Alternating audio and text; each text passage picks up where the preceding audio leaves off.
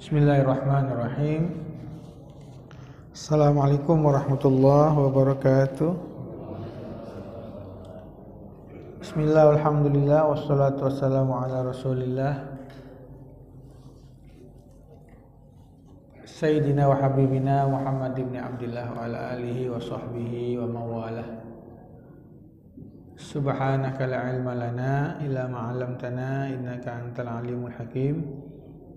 Rabbi shrah li sadri wa yassir li amri wa hlul 'uqdatam min lisani yafqahu qawli. Kita lanjutkan kajian kitab Al-Adhkar An-Nawawi. Kita sampai pada bab selesai sholat sudah.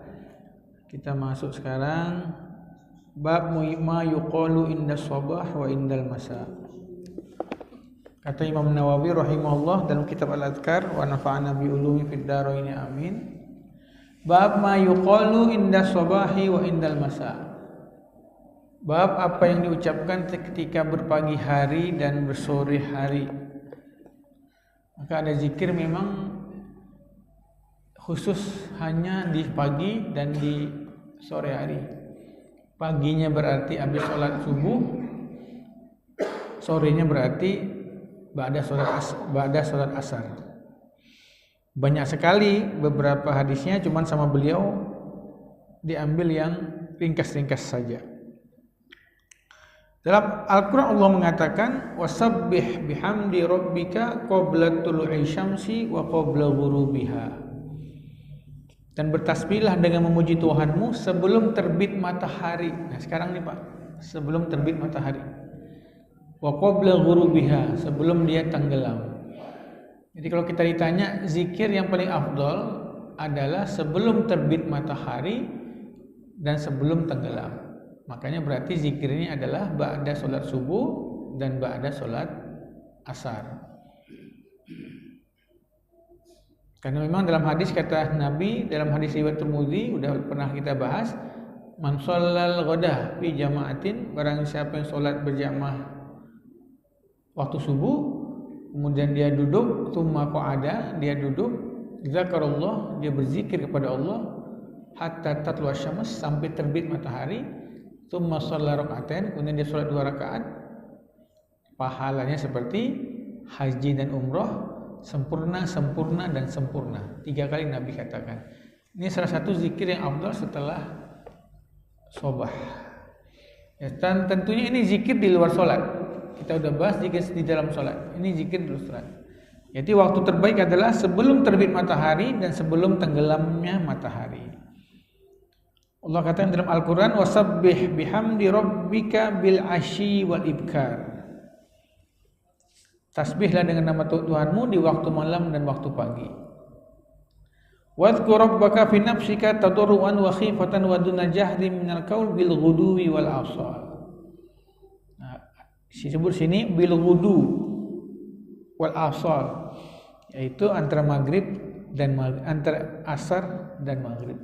Itu yang banyak kita zikir-zikir. Kayaknya kalau di pondok-pondok pesantren yang membaca Rotibul Wirdul Latif itu biasanya waktu subuh dan asar, atau al-ma'thurat. Itu sunnah kita baca. Baik, kita masuk ke zikir yang pertama. Apa yang kita baca di waktu subuh atau di waktu sebelum maghrib, yaitu di waktu asar. Pertama dari hadis riwayat Bukhari dari Syaddad bin Aus radhiyallahu an dari Nabi SAW. Beliau mengatakan sayyidul istighfar, Allahumma anta rabbi la ilaha illa anta khalaqtani wa ana abduka wa ana ala ahdika wa wa'dika mastata'tu a'udzubika min syarri ma sana'tu abu laka bi ni'matika alayya wa ubi dzambi faghfirli fa innahu la yaghfiru dzunuba illa anta. Al-Qur'an tidak nyebut zikir, Pak. Al-Qur'an cuma bilang berzikirlah, bertasbihlah, pujilah Tuhanmu di waktu pagi dan waktu menjelang maghrib. Cuman Al-Qur'an tidak menyebut apa zikirnya. Tentunya memang Al-Quran kan isinya pendek, tidak semua zikir disebutkan. Al-Quran bilang bertasbihlah, beristighfarlah, ingatlah kepada Allah sehabis sholat subuh dan sehabis sholat asar. Nah, Lalu bagaimana jenis-jenis zikirnya? Nabi yang menerangkan dalam hadis. Maka fungsi dari hadis itu adalah menerangkan apa yang global, apa yang tidak terperinci di dalam Al-Quran. Al-Quran menyuruh kita untuk berzikir, hadis menyebutkan lafadznya. Di antaranya yang Nabi anjurkan kepada kita, setiap zikir di subuh dan di waktu asar adalah membaca Sayyidul Istighfar. Tuannya Sayyid itu tuannya istighfar. Karena dari sekian banyak lafaz istighfar, lafaz yang paling bagus itu adalah lafaz Sayyidul Istighfar. Yaitu Allahumma anta rabbi la ilaha illa anta khalaqtani wa ana abduka wa ana ahdika wa ahdika mastata'tu abu laka bi ni'matika alayya wa abu bi dhanbi faghfirli fa innahu la yaghfiru dzunuba illa anta. Nabi katakan, idza qala dzalika hina yumsi famata dakhalal jannah.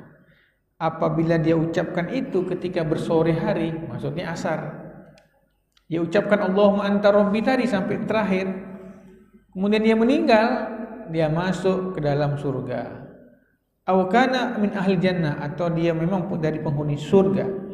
Wa idza qala hina yusbih, tapi kalau dia baca di waktu subuh, famata yaumahu, maka dia meninggal pada hari itu, dia juga mendapatkan orang yang mati masuk ke dalam surga.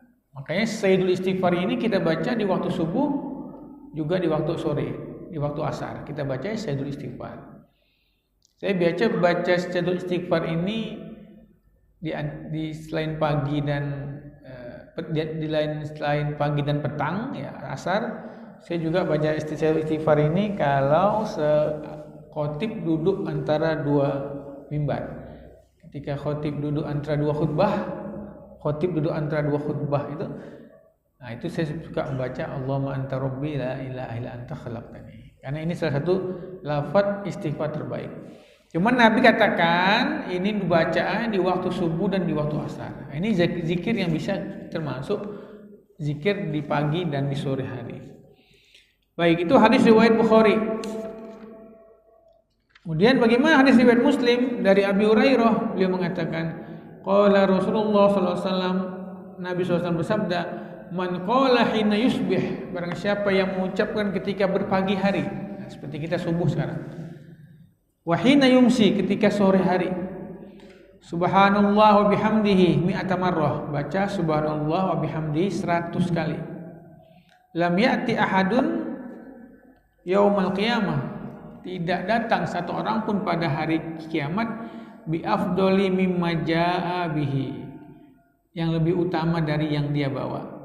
Enggak ada pahala. Ya 100 kali Pak. Habis sholat subuh kita baca subhanallah bihamdihi 100 kali. Atau ba'da sholat asar subhanallah bihamdihi 100 kali. Kalau kita ingin wiridnya kuat, wirid di subuh itu sama dengan wirid di asar. Cuman bedanya kalau subuh itu bilangnya asbahna, kalau di asar bilangnya amsayna. Asbahna kami bersubuh atau berpagi hari. Kalau amsayna kami bersore hari. Lafadznya sama. Rata-rata zikir yang Nabi ajarkan di waktu subuh sama di waktu asar sama. Hanya beda kalau di waktu asar amsayna, di waktu subuh asbahna. Juga sama membaca subhanallah wa bihamdi 100 kali. Bagi kita yang ingin ngambil dua-duanya Pak, silahkan. Kalau misalnya subuh kelewatan tertidur, jangan lupa ganti di asar. Kalau asar yang mungkin kecapean, jangan lupa ganti di subuh. Bagusnya itu baca dua-duanya. Di subuh dibaca, di asar juga dibaca. Tapi Ustaz kayaknya nggak sanggup nih, panjangan. Jadi saya pilih boleh nggak? Terserah. Bisa di subuh alhamdulillah, nggak bisa di asar. Bisa di asar alhamdulillah, nggak bisa di subuh. Itu yang penting jangan lidah kita tidak menyebut nama Allah Subhanahu wa taala. Baik. Jadi pertama kalimat Sayyidul Istighfar, Allahumma anta rabbi la ilaha illa anta khalaqtani sampai terakhir. Itu yang pertama. Yang kedua membaca subhanallahi wa bihamdihi 100 kali. Baik. Dalam hadis yang lain riwayat Abu Dawud, Tirmidzi dan Nasa'i dengan sanad yang sahih dari Abdullah bin Khubayb, dia mengatakan kharajna fi lailati matarin, kami keluar waktu malam sedang hujan, wa zulmatin syadidah, dan gelap gulita. Natlubun nabiyya sallallahu alaihi wasallam yusalli lana, kami mencari Nabi untuk agar beliau sholat bersama kami. Fa adraknahu, maka kami mendapati beliau. Faqala, Nabi mengatakan, qul, katakan, walam aqul syai'an, dan aku enggak bilang apa-apa. Tsumma qala, Nabi katakan lagi, qul, ucapkan, walam aqul syai'an, aku enggak mengucap apa-apa. Tsumma qala, qul, katakan. Faqultu ya Rasulullah, ma aqul, ya Rasulullah, apa yang harus saya ucapkan? Nabi mengatakan, qul huwallahu ahad wal muawwidzatain, baca qul huwallahu ahad al-ikhlas sama qul a'udzu birabbil falaq sama qul a'udzu birabbin nas. Hina tumsi, ketika kau di sore hari, wa hina tusbih, ketika kau di pagi hari, di subuh hari. Salasa marrat, 3 kali saja. Yakfika min kulli syai', mencukupkanmu dari segala sesuatu. Ini hadis riwayat Tirmidzi, Nasai, Abi Daud. Ada tambahan tadi Sayyidul Istighfar, Allahumma anta rabbi, itu hadis Bukhari. Membaca subhanallah bihamdi 100 kali itu hadis Muslim. Tapi di hadis Ashabus Sunan, Tirmidzi, An-Nasai, Abu Daud, Nabi katakan baca qul huwallahu ahad 3 kali, qul a'udzu birabbil falaq 3 kali, qul a'udzu birabbin nas 3 kali di waktu subuh atau di waktu asar. Pilih Pak kita. Makanya kalau kita lihat runtutan zikirnya gitu. Runtutan zikir itu ya Al-Qur'an dulu, qul huwallahu ahad 3 kali, Al-Falaq 3 kali, An-Nas 3 kali, baru Sayyidul Istighfar, Allahumma anta rabbi la ilaha illa anta khalaqtani. Baru yang bawahnya lagi boleh kita tambah penutup subhanallah wa bihamdihi berapa kali tadi? 100 kali. Banyak zikir Pak kita. Oke, kalau yang berat ya pilihlah. Kalau enggak subuh, asar. Kalau subuh lewat ganti di asar. Asar lewat ganti di subuh. Syukur-syukur dua-duanya. Lalu dari hadis Abu Daud, Tirmidzi dan Ibnu Majah dari Abu Hurairah bahwasanya dia mengatakan bahwa Nabi sallallahu alaihi wasallam kalau berpagi hari mengucapkan Allahumma bika asbahna wa bika amsayna wa bika nahya wa bika namun wa ilaikan nusyur. Kalau bersore hari Nabi ucapkan Allahumma bika amsayna wa bika nahya wa bika namun wa ilaikan nusyur. Ini yang Nabi ucapkan.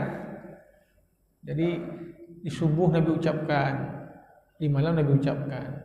Allahumma ya Allah, bika dengan mula asbahna kami berpagi hari. Wa bika amsayna dengan berkahmu lah, dengan engkau lah, dengan berkahmu ya Allah kami bersore hari. Wa bika nahya, dengan pertolonganmu ya Allah kami hidup. Wa bika namut, dan denganmu juga kami akan mati. Wa ilaikan nusyur, dan kepadamu kami kembali. Itu di subuh dan asar. Sebelum terbit matahari, sebelum tenggelam matahari, Nabi selalu membaca itu.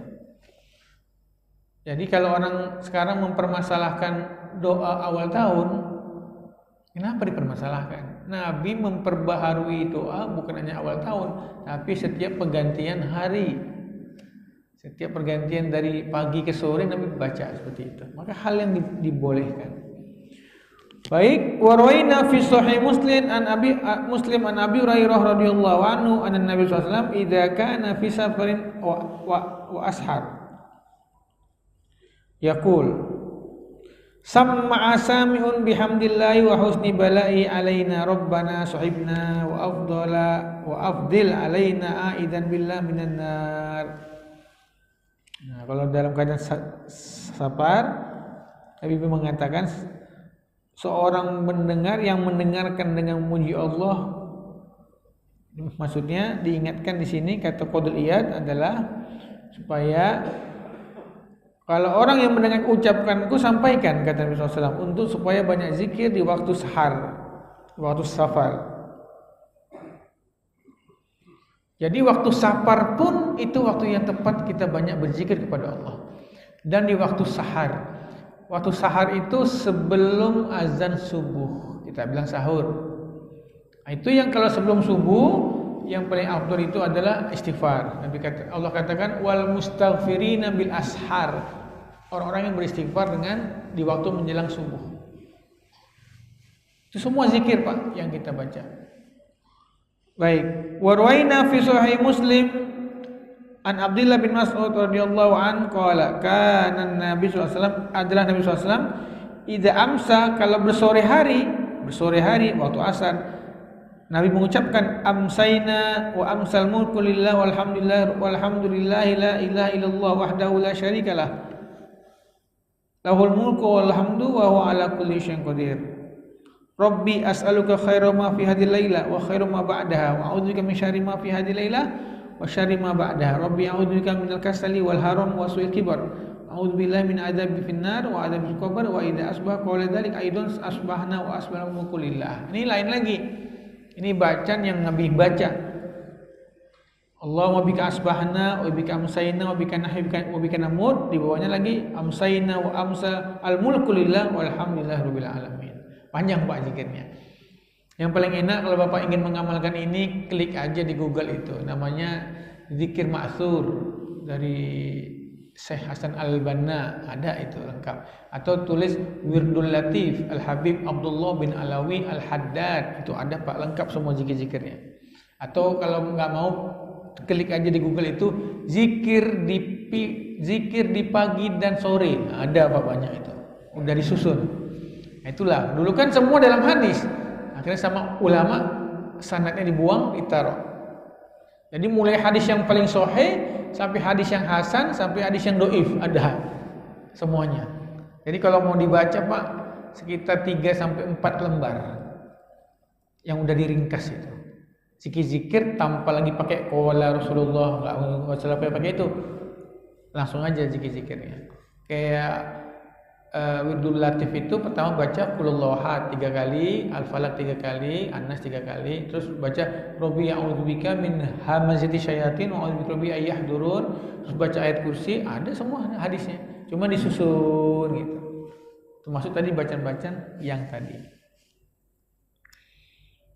Nah, ada yang menarik, Nabi selalu membaca setiap subuh Rabbi a'udzubika minal kasal wal haram wa su'il kibar. Ya Allah, aku berlindung padamu dari sifat malas, kasal. Wal haram itu rentak, lemah. Wasuil kibar, keburu-burukan orang sifat sombong. Selalu Nabi katakan seperti itu di waktu subuh. Baik, kita lanjut dari hadis Muslim dari Abu Hurairah. Ja'a rajulun, datang seorang ila Nabi kepada Nabi SAW. Faqala, berkata, ya Rasulullah, wahai Rasulullah, malaqaitu min aqrabin lalagatnil barihah. Aku terkena dari kalajengking yang menggigit saya tadi malam.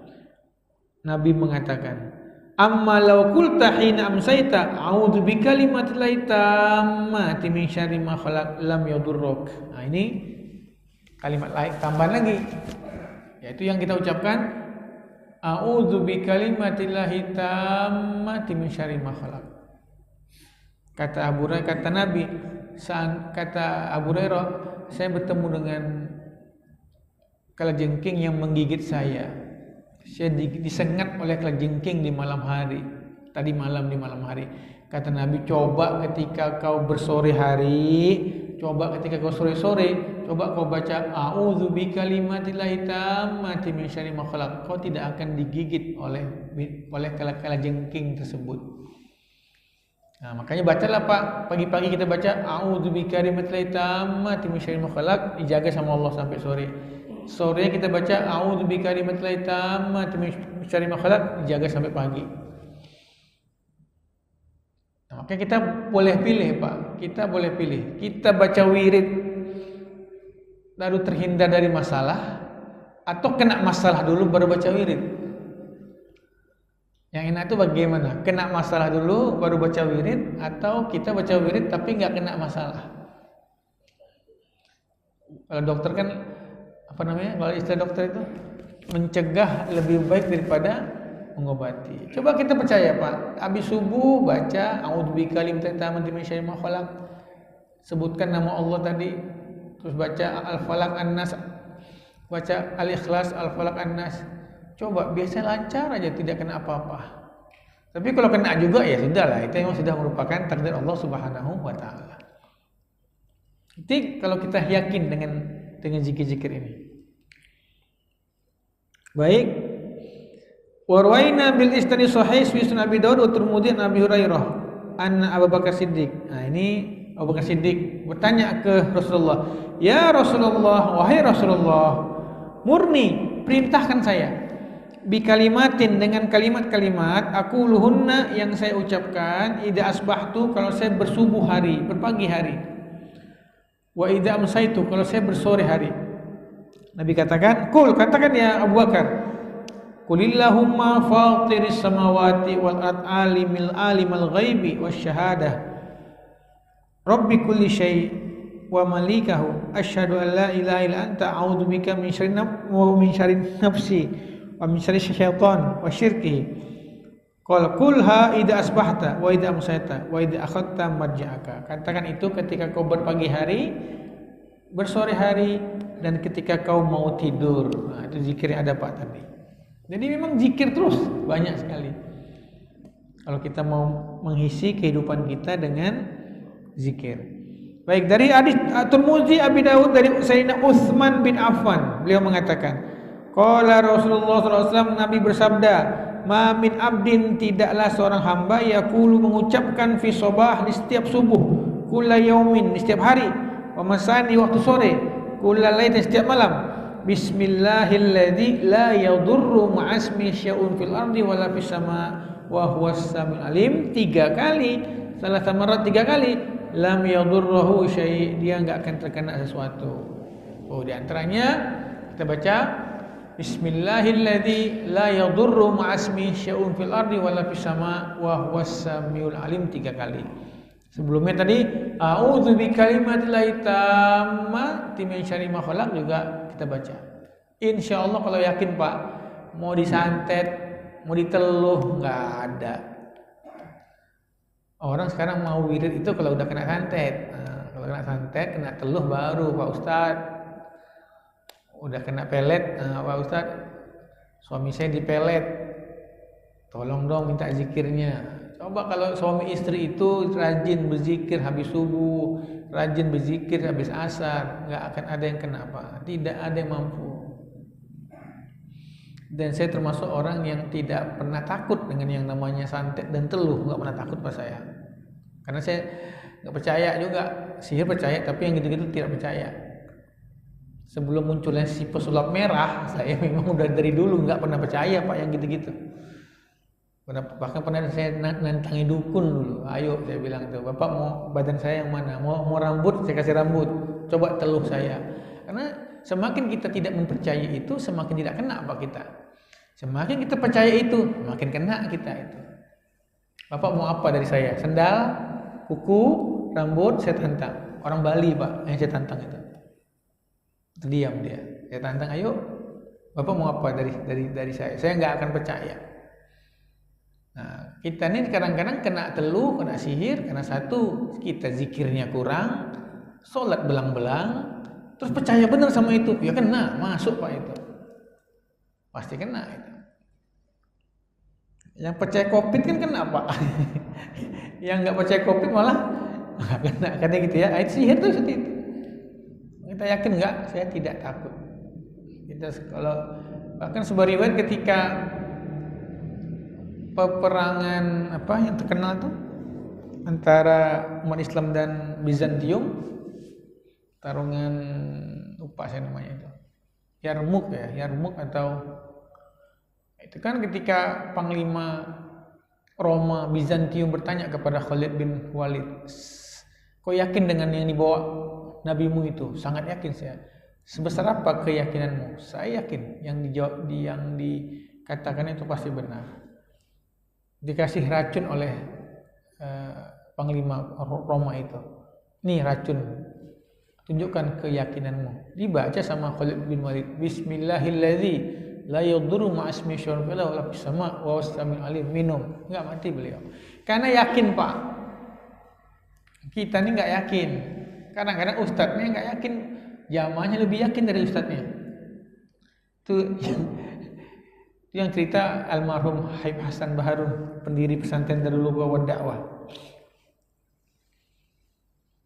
Jadi ada kiai dengan santrinya kumpul, terus kiainya santri terlambat.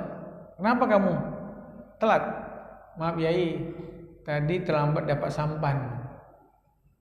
Ya, rumah santrinya ini kan, ini santri kalong ya Pak, santri kalong. Tadi Pak Kiai saya mau ke pondok, sampan lagi dipakai, perahu lagi dipakai. Jadi saya nunggu perahu datang baru saya terlambat. Kata kiainya, lain kali kalau kayak gitu, baca Bismillahilladzi la yadurru ma'asmihi syai'un fil ardi wala fis samai wa huwas samiul alim. Dah, jalan aja di atas air. Karena santrinya percaya, Pak. Oh, ini kiai saya ini manusia suci, gitu, Pak. Ini kejadian di Madura. Orang Madura kan sama kiai, wah, percaya benar, Pak. Karena santrinya, wah ini yang dikatakan kiai saya pasti benar, nggak mungkin salah. Kiai saya nggak mungkin bohong. Dah, besoknya taklim lagi, hadir dia. Kata kiainya, cepat kau datang. Sampannya gimana? Perahunya banyak. Nggak ada kiai perahunya. Terus saya baca aja Bismillahirrahmanirrahim. Terus saya jalan di atas air. Ah, nggak mungkin, kata kiainya. Kiainya yang ngajarin nggak yakin, Pak. Ya kalau kiai nggak percaya, ayo. Kiai penasaran, masa sih? Padahal kiai ngomong itu iseng aja, Pak, gurau. Cuma karena santrinya ini yakin sama gurunya. Ya udah, ayo. Akhirnya ke pinggir sungai, pinggir kali, ayo coba. Santri baca Bismillahilladzi la yadurru ma'asmihi syai'un fil ardi wa huwas samiul alim.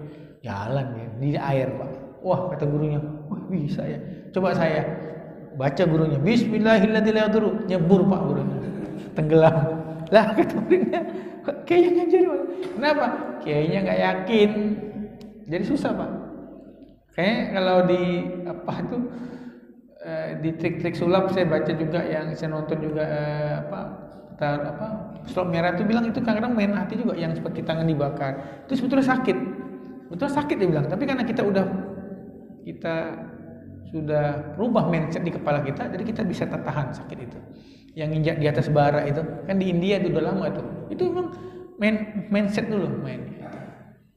Ilusi, mentalis, makanya orang dia kuat. Sakit itu sebetulnya, tapi karena kita kuat. Itu kayak gitu aja bisa, Pak. Apalagi doa dari Nabi kalau kita nggak yakin. Masalahnya kita nggak yakin. Sehingga zaman orang soleh dulu ada orang kerasukan jin, dibaca ayat kursi lari jinnya. Sekarang mau dibaca ayat kursi jinnya nggak lari, yang baca juga nggak beres. Jinnya malah ketawa jinnya. Kenapa? Yang baca juga harus yakin. Insya Allah kalau kita mengamalkan semua zikir di waktu pagi hari, zikir di waktu sore hari, insya Allah kita nggak akan terkena apa-apa. Itu janji Nabi, Pak. Lam yadurruka syai', kau nggak akan terkena apa-apa. Sehingga itu yang disebut sebagai zikir yang ma'thur, yang lebih afdol. Dia bukan kebal, kena senjata tajam nggak mempan, enggak. Tapi kalau memang ini sudah terjadi, udah kita zikir di sore hari, zikir di pagi hari, kena musibah juga, ya udahlah, itu namanya juga merupakan takdir dari Allah Subhanahu wa taala. Baik. Ada dalam hadits Tirmidzi dari Thauban. Sahabat Nabi itu masing-masing beda-beda. Sahabat yang ini Nabi bilang ini, sahabat yang ini Nabi bilang ini, sahabat yang ini Nabi bilang ini. Macam-macam punya zikir sendiri. Cuman ada zikir yang sebut mutawatir. Sahabat dengarnya 70 sahabat. Iya, kami mendengar Nabi mengatakan itu. Nah, kayak tadi Sayyidul Istighfar itu Allahumma anta rabbila, itu banyak sahabat. Oh iya. Tapi ada zikir-zikir yang cuma dia yang tahu. Yang kita tahu, Pak, zaman Nabi itu nggak boleh hadis ditulis. Zaman Nabi itu masanya yang boleh ditulis cuman Al-Quran, cuman wahyu. Nabi melarang sahabat itu menulis selain wahyu, selain Al-Quran. Jadi kata Nabi, jangan tulis apa-apa dari saya kecuali Al-Quran. Hadis nggak boleh ditulis, takut tercampur antara Al-Quran dan hadis. Maka di masa Nabi tidak ada hadis yang tertulis. Hadis itu disimpan di kepala sahabat. Tapi kalau Al-Quran ada tertulis di lembar-lembaran dan dihafal juga oleh sahabat. Hadis itu tertulis 100 tahun setelah Nabi wafat. Di masa khalifahnya dinasti Umayyah baru penulisan hadis. Zaman Nabi nggak ada. Hadis itu cukup dihafal. Yang ditulis itu cuman Al-Quran. Jadi sahabat itu memang di kepalanya semua. Sehingga ketika sahabat banyak pindah, Pak, setelah Nabi meninggal, sahabat banyak pindah. Itu yang pindah bukan hanya sahabat, sama hadis-hadisnya itu. Sehingga zaman Umar bin Khattab, beliau larang sahabat untuk meninggalkan Madinah. Kata Umar, jangan. Ini kalau pergi semua, kita banyak hadis-hadis yang hilang nih. Karena banyak hadis yang cuma dia yang tahu. Nabi ngomong sama dia aja, yang lain enggak. Itu ada Pak. Makanya disebut itu hadis ahad. Tapi kalau Nabi ngomong di mimbar, khutbah Jumat, dengar semua, itu namanya mutawatir. Itu nggak mungkin salah, itu tahu semua. Oh iya pernah. Tapi kalau yang sifatnya pribadi berduaan sama Nabi, baca ini ya. Seperti Nabi bilang ke Mu'ad bin Jabal, Mu'ad, jangan pernah tinggalkan sehabis sholat, Allahumma a'inni ala dzikrika wa syukrika wa husni ibadatik. Itu cuma Mu'ad yang tahu Pak, yang lain enggak. Nah maka Mu'ad ajarkan kepada sahabatnya yang lain. Bayangkan itu. Makanya di zaman Umar bin Khattab tidak boleh sahabat itu meninggalkan Madinah, kecuali ngajarkan dulu ke murid-muridnya. Setelah ngajar ke murid, pergilah sana. Karena supaya menjaga hadis ini supaya tetap terkumpul di Madinah. Tapi terlambat Sayyidina Umar itu. Karena udah banyak yang pergi ketika Nabi meninggal. Abdullah bin Mas'ud sudah pergi, Bilal bin Rabah enggak mau azan lagi, pergi ke Syam. Banyak sudah. Makanya dulu ulama hadis itu mencari hadis itu dari Irak, ketemu murid-murid sahabat Nabi yang di Irak. Ya itu siapa yang di sahabat Nabi di Irak itu? Abdullah bin Mas'ud di Irak belajar. Terus pergi ke Yaman. Siapa di Yaman? Sayyidina Mu'ad bin Jabal. Ilmunya di situ. Pergi lagi ke Madinah. Madinah itu Abdullah bin Abbas. Kemudian ya paling banyak sahabat yang di Madinah. Maka ahlul hadis di Madinah rata-rata. Itu ada Abdullah bin Abbas di situ. Lalu ke Mesir. Mesir juga banyak apa? Amr bin As di situ juga banyak di situ. Nah, maka itu zikir-zikir itu sama ulama dikumpulkan. Nah, salah satunya dari sahabat bernama Thauban. Nabi katakan kepada dia, "Man qala hina yumsi," barang siapa yang mengucapkan ketika bersore hari, "Raditu billahi rabban wa bil islami dina wa bi Muhammadin nabiyya." Nah, ini baca lagi nih, "Raditu billahi rabban wa bil islami dinan wa bi Muhammadin nabiyya." Itu zikir lagi tuh di waktu sore hari. Kana haqqan 'ala Allah taala an yurdiyahu. Maka hak kebenaran pada Allah pantaslah gitu ya, maksudnya Allah pasti akan memberikan keriduan kepadanya ya, walaupun hadisnya lemah sayangnya, gharib gitu ya, tapi ada dari cara yang lain. Ada lagi dengan sanad yang sahih di kitab Imam Al-Hakim, kalimatnya wa bi Muhammadin nabiyyan wa rasula, itu juga ada kalimatnya. Baik, juga dari Abi Daud Nabi mengatakan, "Man qala hina yusbih," barang siapa yang mengatakan ketika berpagi hari, au yumsi atau bersore hari, "Allahumma inni asbahtu ushiduka wa ushidu hamalata arsyik wa malaikataka wa jami'a khalqik annaka antallah la ilaha illa anta wa anna Muhammadan abduka wa rasuluk." Itu aja Pak kalimatnya. Nah, silakan di searching nanti di Google. Allahumma inni asbahtu ushiduka wa ushidu hamalata arsyik wa malaikataka wa jami' khalqika annaka antallah annaka anta la ilaha illa anta wa anna Muhammadan abduka wa rasuluk. Kalau dia mengucapkan seperti itu, a'taqallahu rubu'ahu minan nar. Kalau dia ucapkan sekali ya, kalau dia baca itu kata Nabi sekali, 1/4 dari badannya sudah dibebaskan dari api neraka. Faman qalaha marratain, kalau dia ucapkan 2 kali, a'taqallahu nisfahu minan nar. Allah merdekakan setengah badannya dari api neraka. Wa man qala thalatha, kalau dia ucapkan 3 kali, a'taqallahu thalatha arba, 3/4 badannya terbebas dari api neraka. Wa man qalaha arba'an, kalau mengatakan 4 kali, Allah merdekakan seluruh badannya dari api neraka. Makanya ini dibaca 4 kali. Allahumma inni asbahtu ushiduka wa ushidu hamalata asyik wa malaikataka wa jami' khalqika annaka antallah annaka anta la ilaha illa anta wa anna Muhammadan abduka wa rasuluk. Kalau kita baca 4 kali, seluruh badan kita dibebaskan dari api neraka. Jadi memang zikir itu enggak harus 3-3, enggak. Walau memang banyak yang 3-3, tapi ada juga yang 4, di antara ini 4 kali. Karena kalau baca sekali 1/4 dibebaskan dari api neraka, 2 kali setengahnya, 3 kali 3/4, 4 kali ya 4 kali semuanya. Baik. Juga dari sahabat Al-Bayadi Al-Musyaddad Al-Bayadi. Dia mengatakan bahwa Nabi bersabda, "Man qala hina yusbih, Allahumma ma asbaha bi min ni'matin faminka wahdaka la syarika lak. Lakal hamdu wa lakal syukru. Faqad adda syukra yaumihi. Man qala mithali hina yumsi faqad adda syukra lailatihi." Ya, ini pendek, Pak. Allahumma ma asbaha bi min ni'matin faminka wahdaka la syarika lak. Lakal hamdu wa lakal syukru. Kalau kita baca itu di sore hari, kata Nabi, dia telah menunaikan dia telah bersyukur pada hari itu. Pada mengatakan di pagi hari. Kalau mengatakan sore hari, dia telah bersyukur pada malamnya. Kalau kita baca subuh, kita bersyukur di harinya. Kita baca sore, kita bersyukur di malamnya. Baik, ada lagi dari Abdullah bin Umar bahwa Nabi tidak pernah meninggalkan lam yakunin nabi yada haulai da'awat hina yumsi wa hina yusbih. Nabi tidak pernah meninggalkan doa-doa ini ketika di pagi dan di sore hari. Apa itu? Allahumma inni as'alukal afiyata fid dunya wal akhirah. Allahumma inni as'alukal afwa wal afiyata fi dini wa dunyaya wa ahli wa mali. Allahumma astur aurati wa amin rawati. Allahumma ihfazni min baini yadayya wa min khalfi wa an yamini wa an shimali wa fawqi wa a'udzu bi azamatika an ughtala min tahti. Nabi enggak pernah tinggalkan ini. Udah berapa banyak tuh, Pak?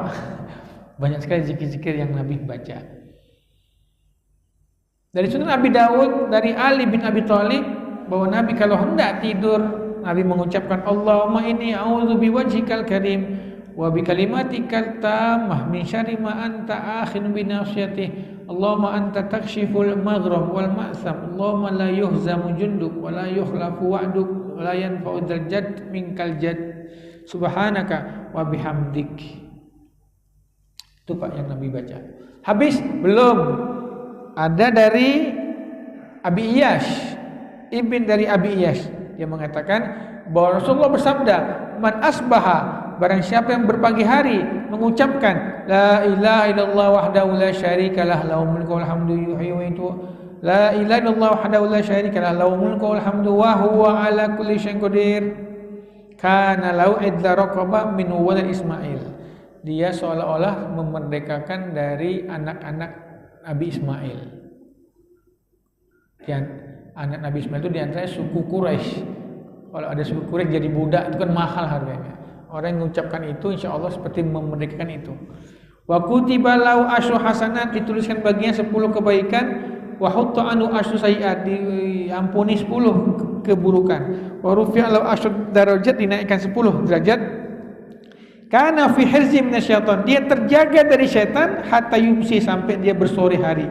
Wa idza qala idza amsa, kalau dia bersore hari baca itu, dia dijaga sama Allah sampai pagi hari. Baik, dari Abi Musa Al-Asy'ari, beliau katakan Nabi pernah bersabda, kalau salah seorang dari kalian berpagi hari mengucapkan asbahna wa asbahal mulku lillahi rabbil alamin, Allahumma as'aluka khairu hadal yawm fatha wa nasra wa nura wa barakatuh wa huda wa a'udzubika min syarri ma fihi wa syarri ma ba'dah, thumma idza amsa falyaqul mithla dzalik. Jadi Nabi selalu membaca setiap hari itu doa. Bukan hanya awal tahun, akhir tahun.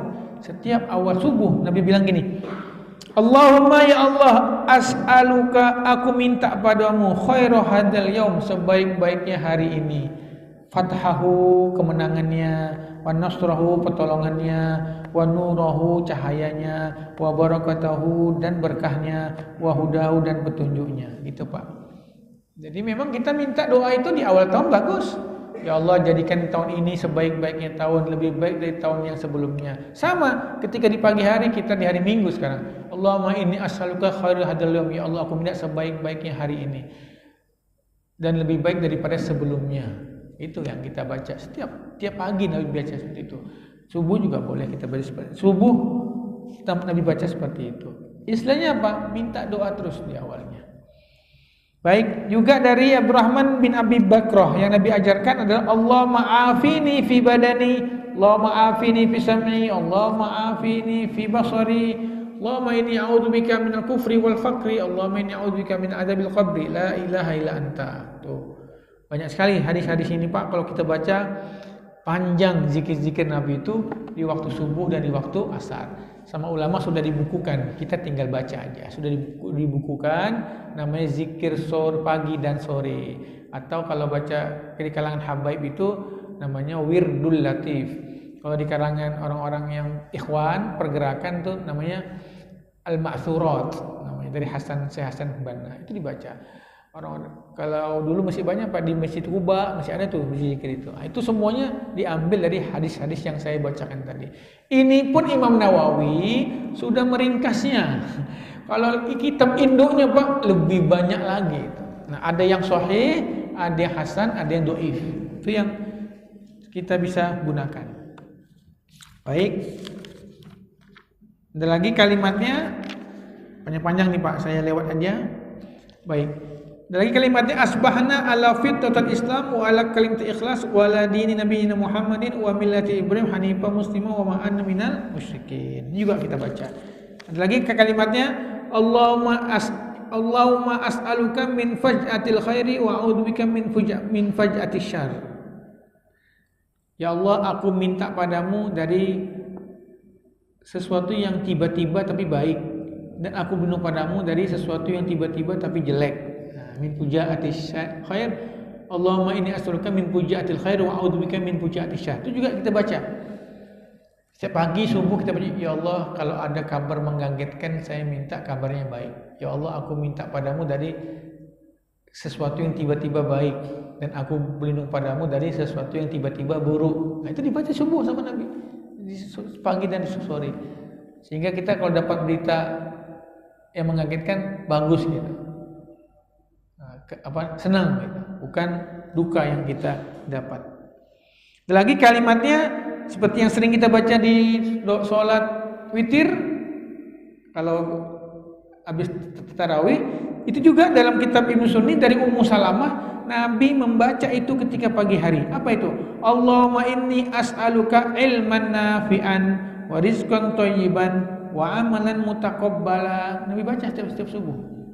Ini yang sering kita baca. Juga ada kalimatnya, Nabi juga membaca Allahumma inni asbatu minka fi ni'matin wa afiyatin wa sitrin fa atmim ni'mataka alayya wa afiyataka wa sitraka fi dunya wal akhirah 3 kali. Itu terus Pak. Kalau kita baca ada lagi kalimatnya Rabbi Allah tawakkaltu alaihi la ilaha illa huwa tawakkaltu wa huwa rabbul arsyil azim. La ilaha illallah al aliyyul azim masya Allah kana wa man lam yasha' lam yakun. Wa a'lam anna Allah ala kulli syai'in qadir wa anna Allah qad ahata bi kulli syai'in ilma. Kalau mengucapkan itu masuk surga kalau dia meninggal di pagi itu. Banyak semuanya di sini kita lihat zikir-zikirnya yang ada di kumpulan Wirdul Latif Imam Al-Haddad. Dari Anas dia mengatakan, Nabi mengatakan, ayatizu ahadukum ayyakuna ka Abi Dhamdam. Qala wa man Abu Dhamdam ya Rasulullah? Qala, kalian bisa enggak? Masa kalian nggak mampu seperti yang dilakukan si Abu Dhamdam? Sahabat tanya, siapa Abu Dhamdam itu ya Rasulullah? Nabi katakan, kan Abu Dhamdam itu namanya Dhamdam ya Pak.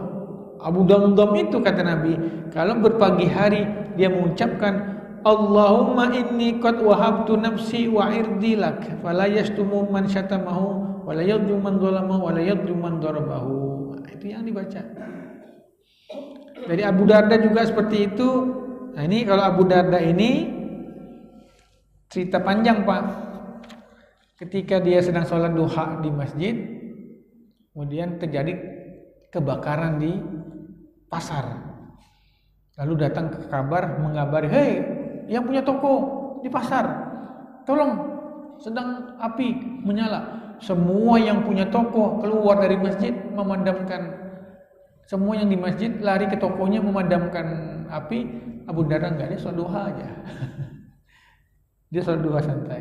Dia selesai sholat duha, dia datang ke pasar, semua toko terbakar kecuali toko dia. Nah ditanya, Abu Darda kok nekat? Kenapa kau berani seperti itu? Lalu Nabi udah ajarkan saya doa kok. Nabi ajarkan saya doanya, man qala hina fi kulli yawmin hina yusbih wa hina yumsi. Barang siapa yang mengucapkan ketika pagi hari atau sore hari, hasbiyallah la ilaha illa huwa alaihi tawakkaltu wa huwa rabbul arsyil azim 7 kali, Allah akan jaga dia dari kesusahan urusan dunia dan akhirat. Ngapain saya madamin api? Saya udah baca 7 kali setiap subuh dan setiap sore. Itu Abu Darda, Pak. Nah, itu yang dibaca apa? Hasbiyallah la ilaha illa anta. Materi kalimat hasbiyallah la ilaha illa huwa alaihi tawakkaltu wa huwa rabbul arsyil azim. Itu dibaca. Kata Abu Darda, apa yang saya takutin? Saya udah baca tuh. Hasbiyallah. Hasbiyallah itu artinya cukup bagiku Allah. Hasbiyallah. Kalau kita bilang hasbunallah, cukup bagi kami Allah. Kalau sendiri bilangnya, kalau kita rame-rame bilangnya hasbunallah. Kalau kita sendiri bilangnya hasbiyallah. Cukup bagiku Allah. La ilaha illahu, tidak Tuhan selainnya. Alaihi tawakkaltu, aku bertawakal padanya. Wa huwa rabbul arsyil azim. Allah adalah Tuhan arasy yang agung. Ngapain saya mikirin toko saya dan enggak terbakar Pak tokonya. Tapi lain Pak ya, itu Abu Darda memang imannya, kepercayaannya kepada yang Nabi ajarkan sangat-sangat kuat. Itu yang bisa saya jelaskan. Baik, lalu apa yang dibaca di subuh hari Jumat nanti akan kita bahas pada temuan yang berikutnya. Baik Pak, mungkin ada yang mau kita diskusikan, silakan. Ya.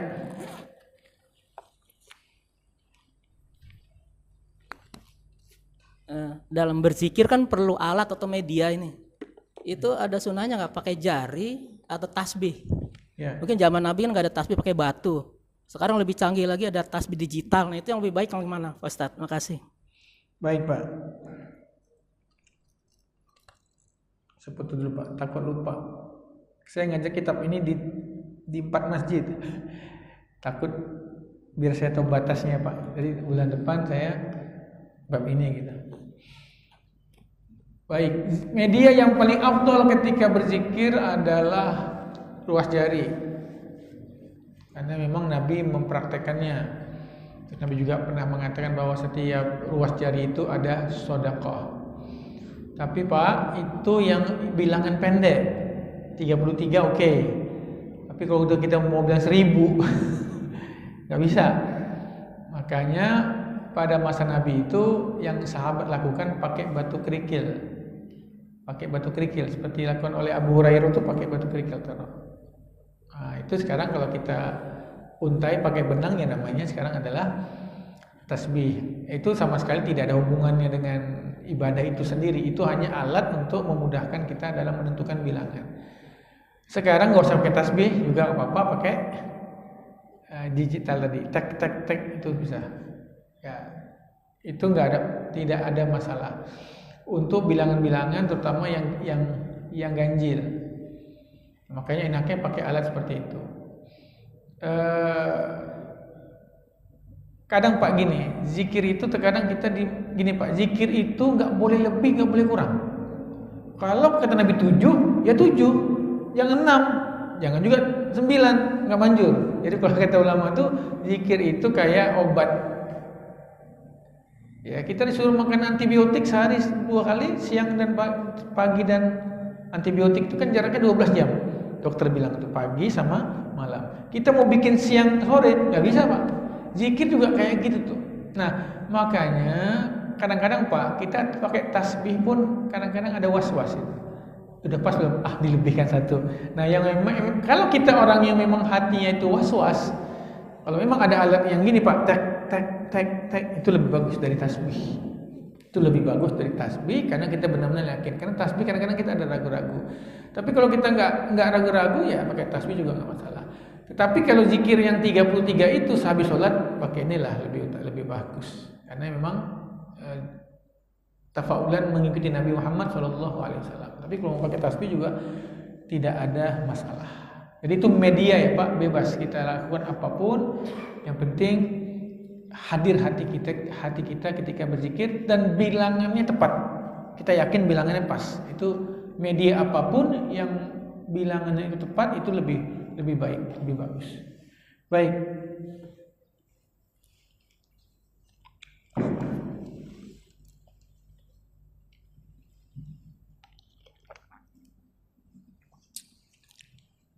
Kita diskusi Pak, selain ini juga boleh, pertanyaan yang selain ini boleh, mungkin yang mau kita diskusikan. Ada Tat, bentar. Ya. Ini sebenarnya pertanyaannya mungkin agak lucu ya Tat. Karena pernah saya dengar ada yang bilang ada seorang yang minta tolong sama seorang ahli ulama lah, Tat saya minta doanya dong atau minta zikirnya untuk supaya usaha saya berhasil. Nah kemudian sama si Ustadz itu dibilang baca Al-Fatihah 3000 kali, nanti kamu apa yang kamu inginkan berhasil. Nah saya nggak tahu nih benar ceritanya atau tidak. Besoknya seorang itu datang ke itu, alhamdulillah terima kasih. Ustadz itu kaget, kamu bisa 3000 kali? Iya, saya baca Al-Fatihah. Jadi Al-Fatihahnya dibaca 30 kali. Al-Fatihahnya aja, Al-Fatihah. Nah itu saya nggak tahu itu benar atau nggak. Kejadian itu benar atau tidak? Maka saya tanyain, benar nggak? Itu yang pertama. Kemudian yang kedua, ini pertanyaan pada apa? Kalau kita lagi sholat jamaah, kita berada pas di belakang imam di saf pertama. Kemudian pada saat itu kan qomat, ada selisih di sini nih. Nah ada kosong. Nah orang yang di sebelah sana manggil kita, suruh geser sana. Apakah kita bergeser atau dia yang bergeser? Karena kita pas di belakang imam. Nah itu dulu Tat. Langsung yang kedua dulu ya Pak. Takut lupa saya soalnya. Nabi katakan wasitul imam, tengahkan imam. Wasuddul khalal, baru rapatkan. Dia suruh rapat ke kita Pak. Jadi kalau misalnya di masjid itu tengah dulu. Kalau jamaah sudah ada ya, tengah, kanan, kiri, seimbang, kanan, kiri. Gini dulu deh.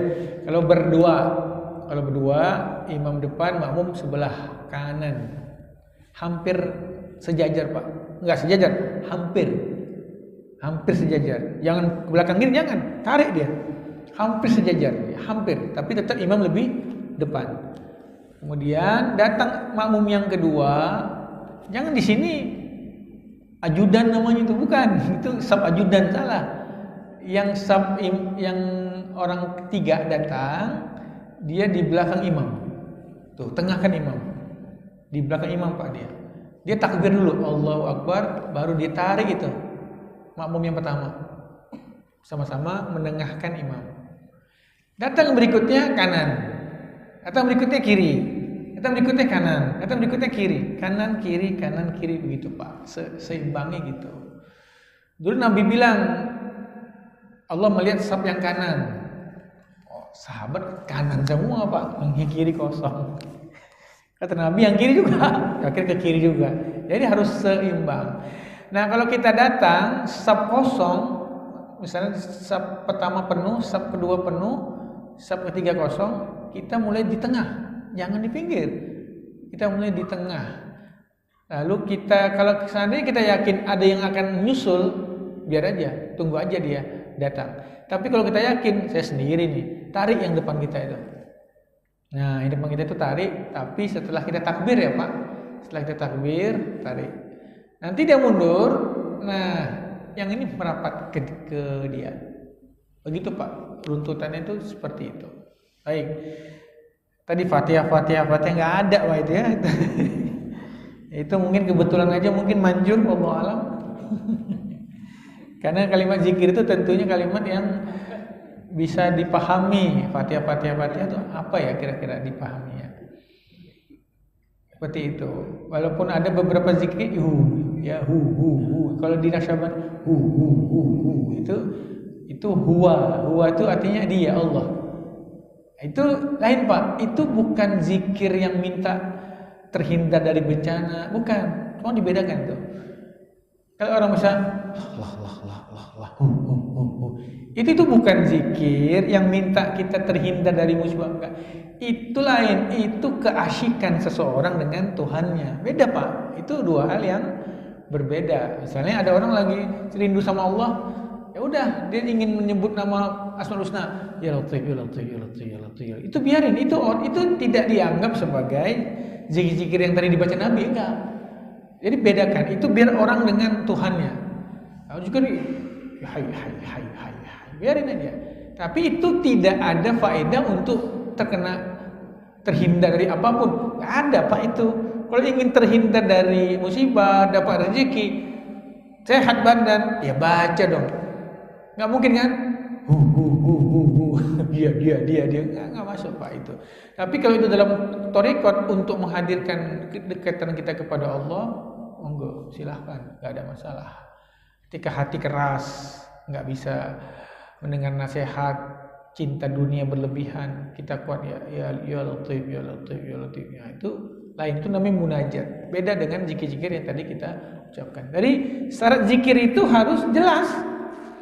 Dan harus jelas, harus punya manfaat. Maksudnya bisa dipahami oleh diri kita sendiri. Dulu gini Pak, saya punya uak. Uak itu ya walaupun bukan saudara ayah, tapi umurnya itu udah kayak kakek. Umurnya kayak kakek, tapi dia mungkin masih anak terbawah, jadi kita manggilnya uak. Nah dulu dia bilang gini, waktu saya pesantren di Bogor, di Al-Ihya, dia bilang gini, saya masih kelas 1 SMP. Kelas 1 ya. Mahdi, kau udah setahun, udah berapa lama pesantren? Belum setahun, Wak, saya bilang itu. Udah bisa nggak kau doa mindahkan hujan? Mindahkan hujan. Nggak bisa, Wak, saya bilang. Bisa, Wak kasih wirid nih, doa mindahkan hujan. Apa tuh, Wak? Saya bilang gitu. Kau baca, la tudrikul absar wa huwa yudrikul absar wa huwa latiful khabir. Kalau hujan deras, kau baca itu. La tudrikul absar wa huwa yudrikul absar wa huwa latiful khabir. Artinya apa?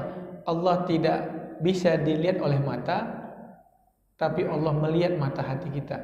Saya bilang, wah apa hubungannya hujan, pindahin hujan dengan itu? Nah, kau nggak ngerti katanya. Ketika hujan deras, hati kita kan nggak mau hujan tuh. Kita bilang aja, ya Allah, kau tidak bisa dilihat oleh mata, tapi kau tahu mata hatiku. Aku nggak mau hujan. Gitu maksudnya Pak. Jadi jangan bilang, ya Allah, pindahkan hujan. Jangan katanya. Itu mintanya terlalu vulgar. Nyindir-nyindir aja. Ya Allah, kau tahu apa yang di hati saya. Kau tidak bisa dilihat oleh mata, tapi kau tahu mata. Oh gitu, Wak? Iya. Pergilah Pak saya. Waktu itu kami bertiga nih. Bertiga makan bakso di dekat toko 88. Saya ingat tuh di Bogor, toko 88 di Jalan Merdeka. Hujan Pak. Hujan deras Pak, deras. Saya bilang sama teman saya, ini saya masih kecil ya Pak, jangan baper Pak, ini masih kecil saya, ini masih SMP.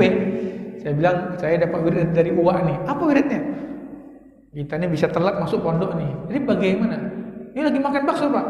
Yuk kita baca ini supaya hujannya berhenti.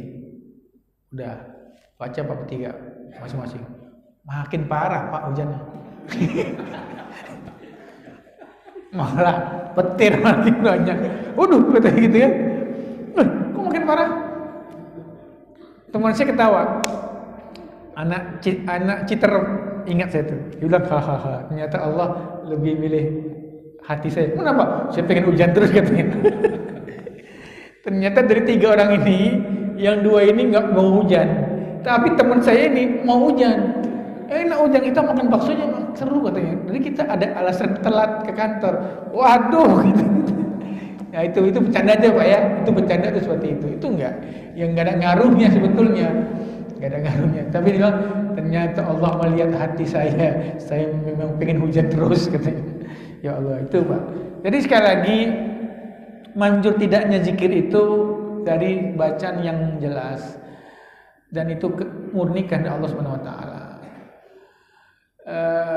Seandainya Pak yang baca zikir pun tidak fasih, tapi Allah tahu hatinya, Allah tahu niatnya, insya Allah Pak bisa membuahkan hasil. Gitu, insya Allah bisa membuahkan hasil. Karena gini Pak, saya waktu COVID kemarin itu, saya sempat down Pak, down juga dan sempat down dan stres, ya stres benar itu. Nah, terus istri saya ini bilang, ayah ruqyah. Saya bilang ruqyah apaan sih? Siapa bisa ngeruqyah saya? Udahlah, nggak boleh sombong gitu kata istri kan. Ayo diruqyah aja biar tenang gitu. Oke, akhirnya saya datang Pak ke tempat ruqyah. Habis dibekam saya diruqyah. Baik ya Pak ya. Dia nggak tahu nih saya ustaz, nggak tahu Pak, dia nggak tahu. Oke Pak ya, Bapak saya ruqyah dulu ya silakan. Terus dia baca ayat kursi. Dan mati saya, fasihan saya. Gitu loh gitu Pak ya. Tapi nggak tahu Pak. Memang subhanallah. Mungkin orangnya ikhlas ya Pak. Saya ruqyahnya di ini Pak, di mana? Bencongan. Nah, di Bencongan tuh Pak sana Tangerang. Saya tahu baca biasa aja, tapi dia baca terus Bismillahirrahmanirrahim. Subhanallah Pak, tertidur Pak saya, tertidur. Terus Pak bangun, wah langsung saya tuh Allah alhamdulillah lega gitu. Kan itu kan COVID kan Bapak ngerasain Pak itu, nggak udara kan nggak mendung gitu, udara bikin sedih kan Pak. Baru saya diingat Bapak harus ingat ini, ikhlas dia menasihati saya itu. Dia bilang, oh iya juga, gitu Pak. Jadi sebetulnya nggak fasih pun kita, kalau kita niatnya itu ikhlas karena Allah, walaupun nggak tahu arti ya Pak. Ya kalau ada tahu arti lebih bagus lagi. Minimal kalau kata guru saya, minimal tahulah ini wirid untuk apa, itu udah cukup. Nggak harus tahu setiap lafaz. Kalau tahu setiap lafaz lebih bagus lagi gitu, lebih bagus lagi. Jadi keikhlasan, perlu keikhlasan dalam kita membacakan doa itu. Sehingga Pak, kalau Bapak nemukan maaf nih orang pintar ketika dia baca ruqyah dia pasang tarif Pak, itu udah nggak mungkin, itu pasti nggak manjur Pak itu pasti nggak manjur.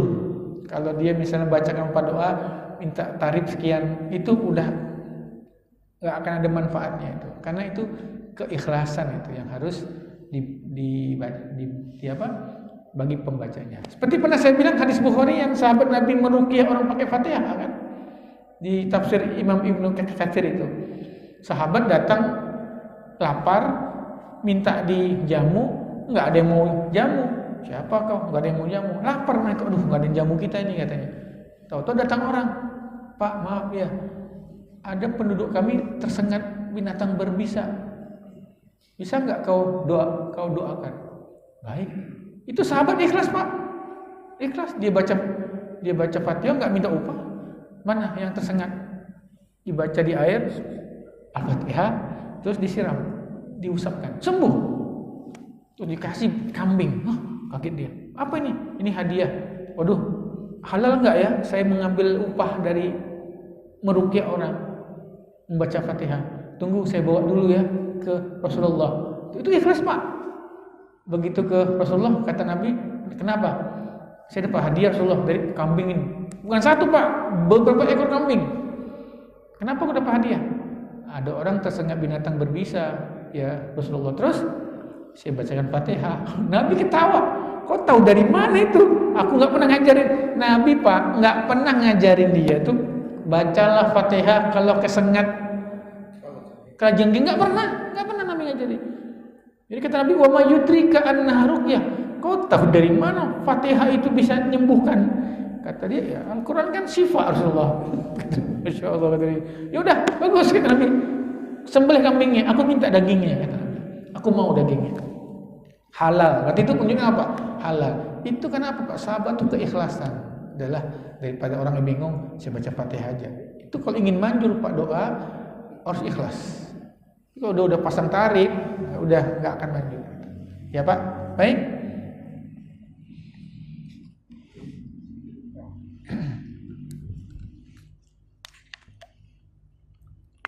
Bismillahirrahmanirrahim.